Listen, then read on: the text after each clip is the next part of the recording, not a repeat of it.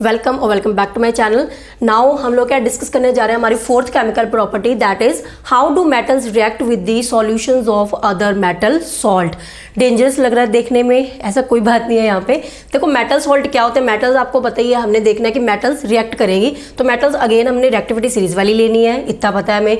किसके साथ रिएक्शन देखनी है, पीछे हमने देखा था एसिड के साथ, कभी वाटर के साथ। यहाँ पे क्या देखनी है, विद किसके साथ, solutions of other metal salt. तो पहली बात तो बच्चों ये कि मेटल सॉल्ट होते क्या है, जिनको नहीं पता है वो देख लो। यहाँ पे क्या है, जैसे फॉर एग्जांपल नाम से क्लियर है मेटल सॉल्ट, तो जैसे कि ZnSO4 ये हमारा क्या है, एक मेटल सॉल्ट है। क्यों? क्योंकि इसमें देखो यहाँ पे क्या है, आगे मेटल है, तो ये क्या करते हैं, सॉल्ट बनाते हैं अपने, जिसको हम लोग क्या बोलते हैं, मेटल सॉल्ट। जैसे कि ZnSO4 और आप एग्जांपल ले लो FeSO4, इस तरीके से। तो ये हमारे क्या है, मेटल सॉल्ट। अब हमने देखना है इनके साथ जो हमारी मेटल है, अकेली मेटल, ये जो इनके सॉल्यूशंस है, जैसे कि कॉपर सल्फेट के एग्जांपल ले लेते हैं, तो कॉपर सल्फेट भी क्या है, एक हमारा मेटल सॉल्ट है। हमने क्या करना है, इनका सॉल्यूशन बना लेना। तो ये क्या होता है, सॉलिड स्टेट में होते हैं। कॉपर सल्फेट जैसे कि है, ये सॉलिड स्टेट में होता है, ब्लू कलर का होता है, बहुत ही प्यारा सा ब्लू कलर इसका होता है। तो हमने क्या करना है, पहले तो इनके सॉल्यूशंस बना लेना है, मींस हमने पानी के अंदर इनको डिसॉल्व कर लेना है। तो बन गए जी हमारे क्या, सॉल्यूशंस ऑफ मेटल सॉल्ट। अब इनके साथ हमने रिएक्शन देखनी है, मेटल्स की अलग अलग मेटल जो हमारी रिएक्टिविटी सीरीज के अंदर है। तो शुरू करें, कैसे रिएक्ट करेंगे देखते हैं। तो हमारी बुक के अंदर बच्चों कहां से शुरू की हुई है, एक एग्जांपल दी हुई है। कौन सी, कि जब हम लोग क्या करते हैं, ये एग्जांपल्स दी हुई है यहाँ पे हमारी बुक के अंदर है, क्योंकि इसके ऊपर क्वेश्चंस आ सकते हैं, तो उसको एग्जांपल को डिस्कस करना बहुत जरूरी है। तो हमारे पास क्या उन्होंने दिया है कि एक आयरन की नेल है, मीन्स आयरन की एक कील हमने ले लिया है, उसको हमने क्या करना है, कॉपर सल्फेट का जो सॉल्यूशन है। अब कॉपर सल्फेट का सॉल्यूशन है, तो ये क्या है हमारा सॉल्यूशन ऑफ मेटल सॉल्ट, क्योंकि ये मेटल सॉल्ट है, इसका सॉल्यूशन लिया हमने पानी के अंदर, कॉपर सल्फेट को डिसॉल्व कर लेंगे। उसके अंदर हमने क्या करना है, आयरन की नेल डालनी है। ठीक है, आयरन की नेल डालने के बाद हमने देखना है कि यहाँ पे क्या रिएक्शन होती है, और यही है हमारा topic, how metals react with solutions of metal salt. ये हमारी मेटल है, ये क्या है, solution of metal salt. Clear हो गया। अब देखो हमारे पास होता क्या है, इसका सिंपल से फंडा है कि कोई भी मेटल, किसी भी मेटल के जो मेटल सॉल्ट है उसके सॉल्यूशन से कैसे रिएक्ट करेगी, it all depends upon the reactivity series. Again हमारी बार बार रिएक्टिविटी सीरीज आती जाएगी, तो इसको याद कर लो आप अच्छे से सीक्वेंस में। ट्रिक मैंने आपको ऑलरेडी बता दी है, अगर आपने नहीं देखा है सो मैं यहाँ पे लिंक दे दूंगी, आप उस लिंक को क्लिक करके इस ट्रिक को जरूर याद कर ले, सो दैट आपको रिएक्टिविटी सीरीज अच्छे से टिप्स पे हो जाए, क्योंकि ये हर प्रॉपर्टी के अंदर काम आने वाली है। तो देखो रिएक्टिविटी सीरीज के अंदर हमें पता है कि जैसे जैसे हम लोग क्या है ऊपर से नीचे आते हैं, वैसे वैसे क्या होता है, हमारी जो रिएक्टिविटी सीरीज है, और सॉरी जो हमारी रिएक्टिविटी है वो क्या होती जाती है, कम होती जाती है। दैट मीन्स सबसे ज्यादा रिएक्टिव कौन है जी, हमारा पोटाशियम, उसके बाद सोडियम, देन कैल्शियम, मैग्नीशियम, इस तरीके से रिएक्टिविटी क्या होती जाएगी, डिक्रीज होती जाएगी। अब देखो यहाँ पे क्या है, आपने सिर्फ क्या चेक करना है, क्योंकि यहाँ पे है, ये है मेटल सॉल्ट, तो हमने मेटल सॉल्ट के अंदर जो मेटल पड़ी है ना उसकी बात करनी है। यहाँ पे सिर्फ कंपटीशन होगा, किसका होगा, मेटल का, मेटल के साथ ही होगा। दो मेटल्स पड़ी है यहाँ पे, एक तो मेटल सॉल्यूशन के अंदर है, एक अकेली मेटल है। तो भाई साहब हमने सिर्फ इतना देखना है कि ये जो दोनों मेटल्स यहाँ पे पड़ी है, इनमें से स्ट्रॉन्ग कौन है। जैसे कि हमने क्या पिछले वीडियो के अंदर भी देखा था, हाइड्रोजन को कौन डिस्प्लेस कर सकता है, यहाँ पे भी सेम ही है। हमने सिर्फ ये देखना है कि जो मेटल अकेली पड़ी है, वो जो मेटल है वो क्या है, मेटल सॉल्ट के अंदर जो मेटल पड़ी है उसको क्या अपनी जगह से धक्का मार के हटा सकती है या नहीं। तो अगर तो ये क्या कर सकती है, आयरन जो है वो कॉपर को धक्का मार के बाहर निकाल सकती है, तो यहाँ हमारी यहाँ पे क्या रिएक्शन हो जाएगी।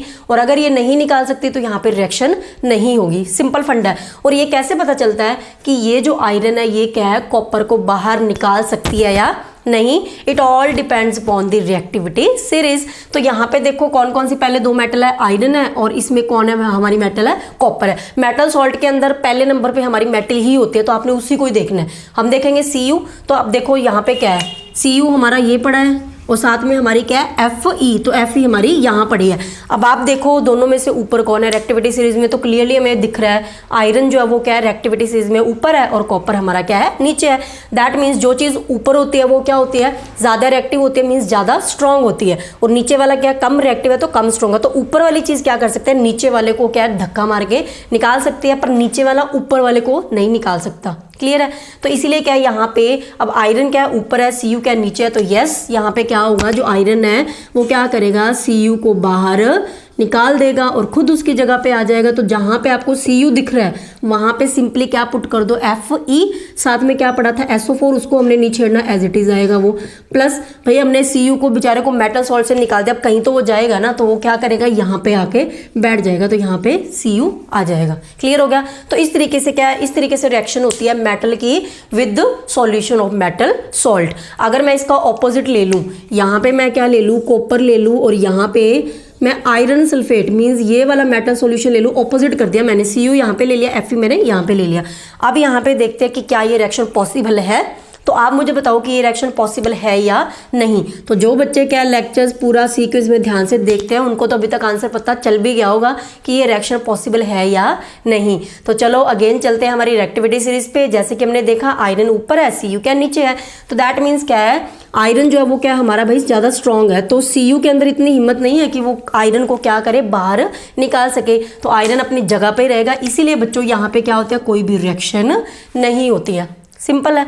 उसके अलावा एक आधे एग्जाम्पल और ले लेते हैं। जैसे कि मान लो जिंक का हमने ले लिया, जिंक प्लस कॉपर सल्फेट, तो क्या ये वाली रिएक्शन होगी, क्या ये मेटल जिंक जो है वो क्या है, कॉपर सल्फेट के जो मेटल सॉल्ट यहाँ पे पड़ा है उसके साथ रिएक्शन देगा। तो करते हैं रिएक्टिविटी सीरीज को चेक। पहले ये देख लो किस किस को देखना है रिएक्टिविटी सीरीज में, तो इसको तो देखना ही है जो अकेली मेटल है, जो मेटल सॉल्ट है उसमें पहले नंबर पे जो पड़ा है उसको हमने देखना है, ठीक है।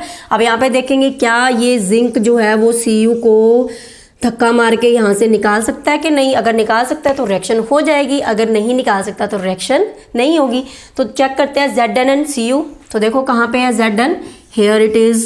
और यहाँ पे कॉपर की बात करें तो ये रहा हमारा। तो अगेन हमें पता चल रहा है कि जिंक क्या हमारा ऊपर है, Cu क्या है नीचे है। दैट मीन्स जिंक हमारा क्या ज़्यादा पावरफुल है, ये क्या करेगा, Cu को बाहर निकाल देगा, तो आ जाएगा ये नीचे और ये इसकी जगह पे आके बैठ जाएगा। तो बन जाएगा ZnSO4 प्लस हमारा आ जाएगा साथ में Cu। तो बहुत ही सिंपल सा फंडा है ये, इसमें कुछ ज़्यादा नहीं है। अगर आपने पहले लेक्चर्स अच्छे से देखे तो आपको तो बहुत इजीली ये पता चल जाएगा। तो सिंपली क्या है, कैसे डिपेंड करता है कि कोई मेटल सॉल्ट के साथ रिएक्शन देगी कि नहीं, वो सिर्फ रिएक्टिविटी सीरीज पे डिपेंड करता है। अगर यहाँ पे जो अकेली मेटल पड़ी है वो क्या है, मेटल सॉल्ट के अंदर जो मेटल है उससे ज़्यादा रिएक्टिव है, रिएक्टिविटी सीरीज में उससे ऊपर पड़ी है, तो डेफिनेटली वो रिएक्शन होगी, वो उसको क्या डिस्प्लेस करके खुद उसकी जगह पे आ जाएगी। क्लियर हो गया। तो इस तरीके से हमारी क्या ये रिएक्शंस होती है।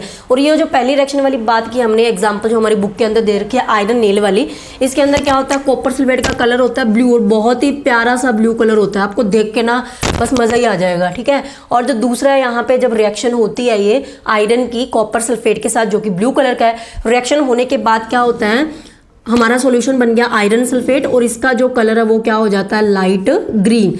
तो ये लाइट ग्रीन कलर के अंदर चेंज हो जाता है। और जो हमारी आयरन नेल होती है ना, इसके ऊपर क्या होता है, जो हमारी क्या है आयरन नेल, इसके ऊपर क्या होता है, एक ब्राउन कलर की लेयर क्या है डिपॉजिट होना शुरू हो जाती है। तो ब्राउन एक जो चीज़ है ना वो उसके ऊपर क्या डिपॉजिट होना स्टार्ट हो जाती है। तो इसके ऊपर आपके क्वेश्चंस बन सकते हैं 2 मार्क्स के, कि जब क्या होता है आयरन नेल को कॉपर सल्फेट के सॉल्यूशन में डिप करते हैं तो सॉल्यूशन का कलर क्या कौन सा हो जाता है, और आयरन जो नेल है उसका कौन सा हो जाता है।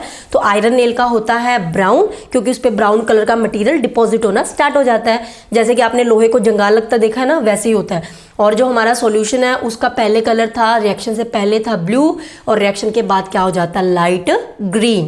क्लियर हो गया। तो ये हमारा टॉपिक था लास्ट। तो अब तक हमारी क्या है, केमिकल प्रॉपर्टी जो है मेटल की वो हमने डिस्कस कर लिया है। तो मिलते हैं नेक्स्ट वीडियो के अंदर with the new topic. Till then take care, bye bye.